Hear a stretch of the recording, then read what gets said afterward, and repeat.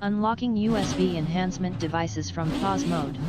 I'm testing the Moza R12 V2 the last 2 weeks, but was important to check first the new 360Hz force feedback feature from iRacing, which is out already for all Moza owners. And before I talk about the V2 model, let me explain how to get the best possible experience from all Moza bases.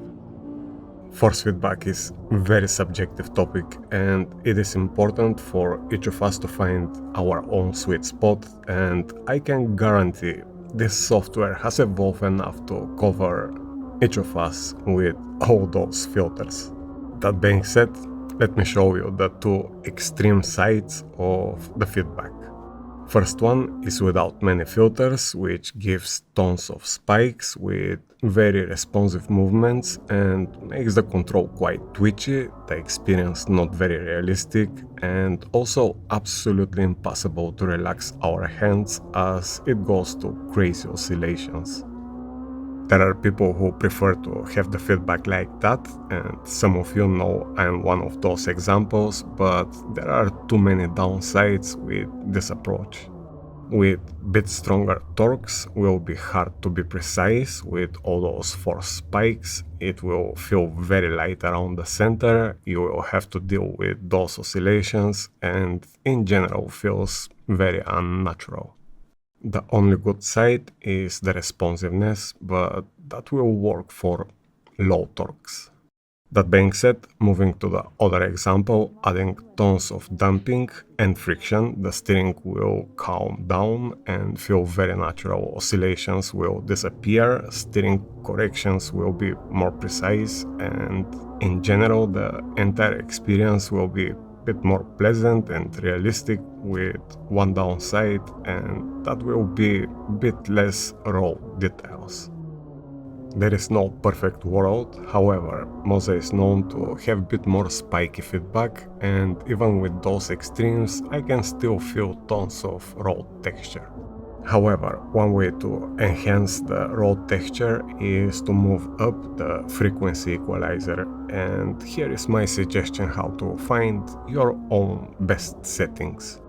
For iRacing users, make sure to get the last firmware, which take advantage of the 360Hz feedback, and in the game go to Option, MISC, and uncheck the wheel vibrations if you don't like that effect. Then, if you don't like any oscillations, add tons of damping and friction. In that specific firmware, I had to go almost max to get enough, but that doesn't matter really.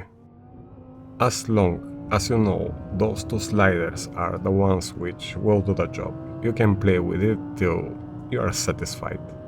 Again, what those two sliders does is helping with the rapid spikes and makes inputs a bit more smooth. As you can see now, I can drive precisely with one hand and even let the wheel go on its own on the straights. This feels very natural for those cars, and driving in general very relaxed. To enhance a bit the raw texture, I move to the frequency equalizer and choose the 10th scale from the presets and pull down the last one to 0. However, that's personal preference. Just check how you like all the different presets and choose the one you enjoy the most. The bottom scale is very smooth and the top is quite harsh. Again, with settings like those, I can drive one hand and do my times, which is impossible without those filters. Advantages: relaxed and realistic experience. Disadvantage: it feels little mute and sluggish. In terms of watt times, nothing really changed. If that is not okay for your personal taste, my suggestion is to start pulling down only the damping and the friction. Just keep in mind and check, as at some point those oscillations will come back and some of the opposite wheel inputs under slides won't be very precise due to the feedback spikes. At this point, it will be absolutely up to you to decide which is your own sweet spot. Less damping and friction makes the wheel corrections tricky and twitchy. too much dumping and friction makes it feel a bit sluggish but precise. Choose the inertia preset for your wheel size. The interpolation filter doesn't do much in this firmware, so don't think much about it. Just play with those three filters: frequency equalizer, dumping, and friction. Check all the extreme from those three and you will feel what I'm talking about. Just forget about my or your friend's preferences. It's about you and what makes sense to your own brain.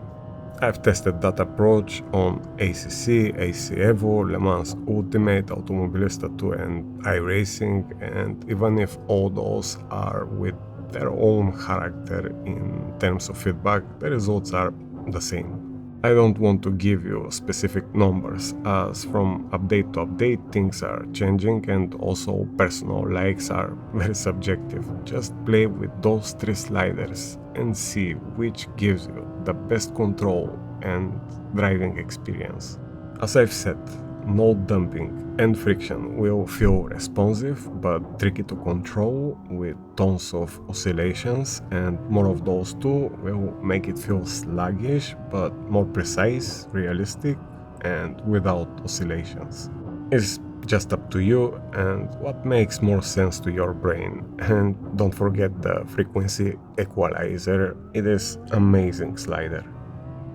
That being said, moving to the base itself, that V2 model has been upgraded with new more precise encoder, which is 23-bit and 10 times more precise in terms of shaft position. One thing that surprised me a bit was the torque, which felt noticeably stronger from the 9Nm Evo I had previously on that rig and felt actually closer to the 15Nm DFP from VRS.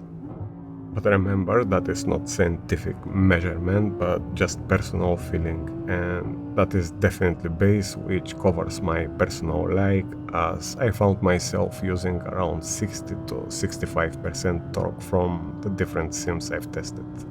In terms of force feedback quality, Moza have gone a long way, and in that 4th generation software, one of my favorite sliders is the 10 presets of the frequency equalizer, which it works a lot like interpolation and can give from super smooth to very harsh and detailed experience. Another thing, when the motor is off, there are noticeable magnetic ripples which totally disappear once it's on. In terms of characteristics, Moza have always been a bit more spiky over the curbs without filters, but with some tweaks that can be changed from the sliders I've explained before. Most of you know I was personally happy with the Moza force feedback, and my opinion haven't changed with the time. The price of those bases are very competitive, and this specific one, being as expensive as the Evo 9, is definitely my personal winner. Those 3Nm difference are definitely noticeable, and as I've said, it feels more like the 15Nm DFP from VRS in terms of pure power. About force feedback, I don't think it's any better than those, but I can't feel any disadvantage either, so if price is concerned, then the R12 looks like better value. The V1 is even more affordable, but I don't know if in the future that new encoder will give advantage, and if now there is some difference, I personally can't notice it in use. I guess the evolved software is probably the improvement of those bases, and if you have one of those, you don't miss anything in my opinion right now. Those are absolutely up to date in terms of driving experience. I don't see any real advantages or disadvantages. It's all about the price, which is the best I think for 12 Nm base right now, and if the ecosystem is okay for you, then I can absolutely suggest that as a good choice.